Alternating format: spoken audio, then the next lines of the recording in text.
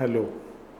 ഒരു കലാസൃഷ്ടി നടത്താൻ നിങ്ങൾ പ്രചോദനത്തിനായിട്ട് കാത്തിരിക്കാറുണ്ടോ? പലരുടെയും ഉത്തരം കാത്തിരിക്കാറുണ്ട് എന്ന് തന്നെയാവും. പ്രചോദനം വരുമ്പോൾ മാത്രമാണോ നിങ്ങൾ തൊഴിൽ ചെയ്യുന്നത്, പഠിക്കുന്നത്? അല്ല. അവിടെയാണ് നമ്മുടെ ആർട്ട് പ്രാക്ടീസിൽ ചില തിരുത്തലുകൾ വേണമെന്ന് എനിക്ക് പറയാനുള്ളത്. ചില തിരിച്ചറിവുകൾ ആവശ്യമായി വരുന്നത്. കലാപഠനം എന്നത് വെറുമൊരു പ്രചോദനമല്ല.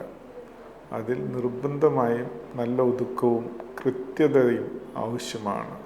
ചിട്ട ആവശ്യമാണ്. സമയം ഫലപ്രദമായി ഉപയോഗിക്കുകയും സ്ഥിരമായി കലാപരിശീലനത്തിൽ ഏർപ്പെടുകയും ചെയ്യുന്നതാണ് യഥാർത്ഥത്തിൽ ഒരു കലാകാരനായി കലാകാരിയായി വളരുന്നതിനുള്ള അടിസ്ഥാനം. ഏത് പ്രചോദനം കൊണ്ടാണ് സൂര്യൻ ഉദിക്കുന്നത്, നിലാവ് പടരുന്നത്? വിഖ്യാത ശില്പിയായ രാംകിങ്കർ ശാന്തിനികേതനിലെ തൻ്റെ ശിഷ്യരോട് പറയാറുണ്ടായിരുന്ന ഒരു കാര്യമുണ്ട്. പ്രകൃതിയിലേക്ക് ഇറങ്ങിച്ചെന്ന് വരയ്ക്കുക. കേവലം പ്രകൃതി ചിത്രണം നടത്തുക എന്നല്ല അതിനർത്ഥം.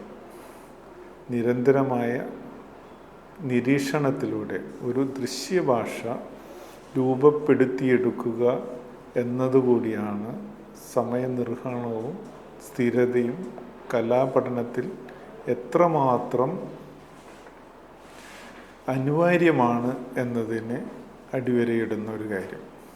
പലപ്പോഴും സർഗപ്രവർത്തനങ്ങൾ പുഷ്ടിപ്പെടുത്തുന്നത് അതിന് നിരന്തരമായ സമയക്രമം നൽകുമ്പോഴാണ്. പ്രകൃതിയിലേക്ക് ഇറങ്ങിച്ചെന്ന് വരയ്ക്കുക എന്ന് രാംകിങ്കർ പറഞ്ഞതിനർത്ഥം അത് ദിവസവും കുറച്ചു നേരം നിരീക്ഷണത്തിനും സ്കെച്ചിങ്ങിനും കലാപരീക്ഷണത്തിനുമായി നീക്കിവെക്കുക എന്നുകൂടിയാണ്. അങ്ങനെ ചെയ്താൽ തീർച്ചയായും കാലക്രമേണ നിങ്ങളുടെ കലാ ആവിഷ്കാരങ്ങളിൽ അതിശയകരമായ പുരോഗതി ഉണ്ടാവും. എല്ലാ കാര്യവും എല്ലാ ദിവസവും ചെയ്യണമെന്നല്ല ഇതിനർത്ഥം. പകരം ഓരോ ദിവസവും കുറച്ച് കാര്യങ്ങൾ സ്ഥിരമായി ചെയ്യുക. ചിലപ്പോൾ ഒരു വര പോലും ഇടാതെയുള്ള നിരീക്ഷണം പോലും ആവാം അത്.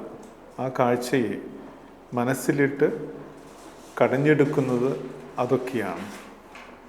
കലാപരമായ വളർച്ച ക്ഷമാപൂർവം സ്ഥിരതയോടെ ഘട്ടം ഘട്ടമായുള്ള പുരോഗതി ലോകത്തെ പ്രകൃതിയെ സൂക്ഷ്മമായി നിരീക്ഷിക്കുകയും വരകളിലൂടെയും അതിനെ വർണ്ണങ്ങളിലൂടെയും അതിനെ പകർത്തിയെടുക്കുകയും ചെയ്യുന്നത് നമ്മുടെ സ്കില്ലും സംവേദനക്ഷമതയും വളർത്തുന്നുണ്ട്.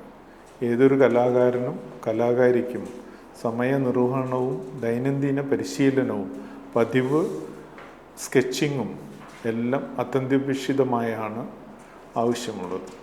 മറ്റേതൊരു വിഷയത്തെയും പോലെ കലയും ചെയ്യുന്ന കാര്യത്തോടുള്ള പ്രതിബദ്ധതയും അത് ചെയ്യുന്നതിനുള്ള സ്ഥിരതയും ആവശ്യപ്പെടുന്നുണ്ട്.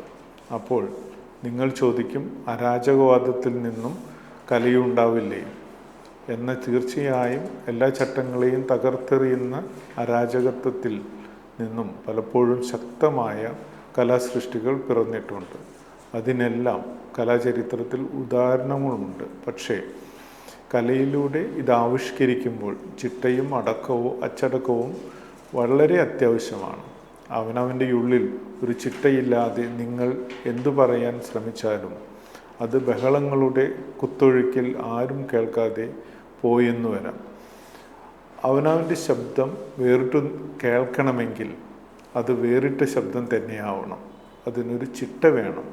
ആ സമയബോധം വളരെ ഇമ്പോർട്ടൻ്റ് ആണ്. അത് വേണം.